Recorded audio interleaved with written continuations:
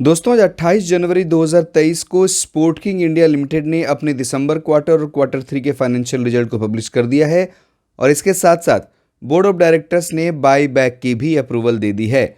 तो चलिए हम लोग पहले बाय बैक के बारे में जानते हैं, उसके बाद मैं आपको इसके दिसंबर क्वार्टर के रिजल्ट की भी एनालिसिस करके बताऊंगा।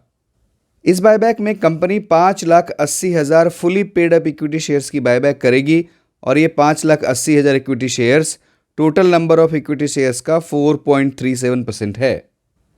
इस बायबैक का प्राइस 950 रुपये प्रति इक्विटी शेयर रखा गया है और अगर हम लोग इस बायबैक के प्राइस को इस शेयर के कल के क्लोजिंग प्राइस से कंपेयर करें जो 706 रुपये 40 पैसे है, तो अभी यह बायबैक 34.5% के प्रीमियम पर है।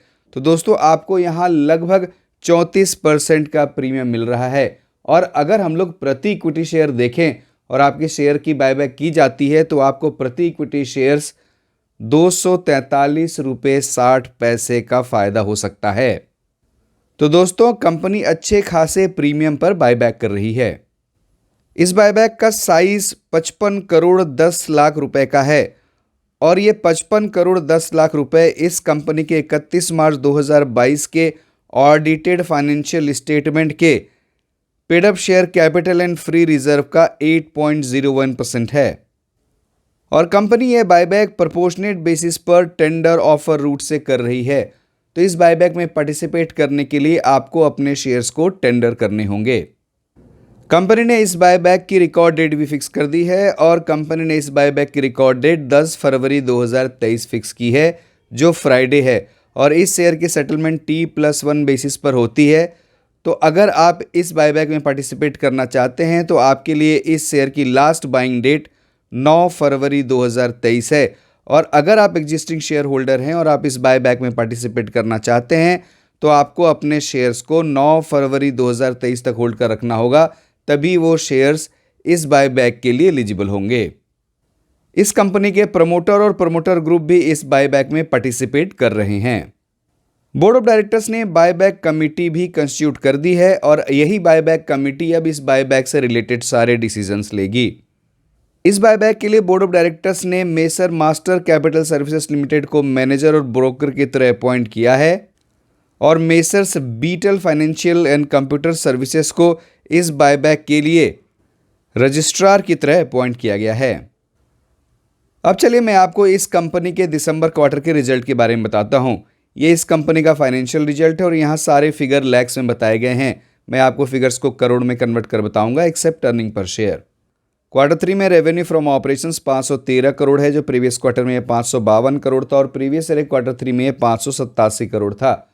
तो revenue from operations year on year basis पर लगभग 13% गिरा है और सिक्वेंशियल भी इसमें 7% की गिरावट ही हुई है। क्वार्टर 3 में टोटल इनकम 518 करोड़ है जो प्रीवियस क्वार्टर में 555 करोड़ था और प्रीवियस ईयर क्वार्टर 3 में 593 करोड़ था। तो टोटल रेवेन्यू भी ईयर ऑन ईयर बेसिस पर लगभग 13% गिरा है और सिक्वेंशियली भी इसमें 7% की गिरावट ही हुई है। क्वार्टर 3 में profit before tax and before exceptional item 24 crore 56 lakh है जो प्रीवियस क्वार्टर में 36 करोड़ 27 लाख था और प्रीवियस ईयर के क्वार्टर 3 में तो ये 155 करोड़ 3 लाख था। तो प्रॉफिट बिफोर टैक्स में ईयर ऑन ईयर 84% की गिरावट है और अगर हम सिक्वेंशियल देखें तो भी इसमें लगभग 32% की गिरावट ही दिख रही है। क्वार्टर 3 में नेट प्रॉफिट या profit after tax 18 crore 4 lakh है जो प्रीवियस क्वार्टर में ये 76,000 था और प्रीवियस ईयर के क्वार्टर 3 में ये 116 करोड़ 13 लाख था। तो पैट में ईयर ऑन ईयर बेसिस पर लगभग 84% की कमी है, लेकिन अगर आप सिक्वेंशियल देखेंगे तो यहाँ पैट में ज़बरदस्त ग्रोथ दिख रहा है, कई गुना ग्रोथ दिख रहा है। लेकिन इस ग्रोथ की वजह है एक एक्सेप्शनल लॉस बुक किया गया था 29 करोड़ 65 लाख का। इसी वजह से आपको क्वार्टर ऑन क्वार्टर बेसिस पर इतनी ज़्यादा बढ़त दिख रही है। अगर हम लोग इस एक्सेप्शनल लॉस को हटा दें तो यहाँ क्वार्टर ऑन क्वार्टर भी इसमें 39% की गिरावट ही दिखेगी। तो दोस्तों, एक्सेप्शनल आइटम की वजह से ही आपको क्वार्टर ऑन क्वार्टर बेसिस पर प्रॉफिट में इतनी ज़्यादा बढ़त दिख रही है। क्वार्टर 3 में अर्निंग पर शेयर 13 रुपये 63 पैसे है जो प्रीवियस क्वार्टर में ये 1 पैसे था और प्रीवियस ईयर क्वार्टर 3 में ये 87 रुपये 40 पैसे था। ईपीएस में ईयर ऑन ईयर बेसिस पर 84% की कमी है और सिक्वेंशियली तो इसमें कई गुना बढ़त दिख रही है और इसकी वजह एक्सेप्शनल आइटम ही है, जैसा मैंने आपको पहले बताया। क्वार्टर 3 में एबिटा 40 करोड़ है, जो प्रीवियस क्वार्टर में 49 करोड़ था और प्रीवियस ईयर क्वार्टर 3 में ये 163 करोड़ था। तो एबिटा में ईयर ऑन ईयर 75% की गिरावट है और अगर सिक्वेंशियली भी देखें तो इसमें 18% की गिरावट ही दिख रही है। और अगर हम लोग एबिटा के मार्जिन को देखें तो क्वार्टर 3 में एबिटा का मार्जिन 7.8% है, जो प्रीवियस क्वार्टर में ये 8.86% था और प्रीवियस ईयर क्वार्टर 3 में ये 27.7% था। तो अब देखिए एबिटा का मार्जिन भी ईयर ऑन ईयर और सिक्वेंशियल दोनों ही बेसिस पर गिरा है।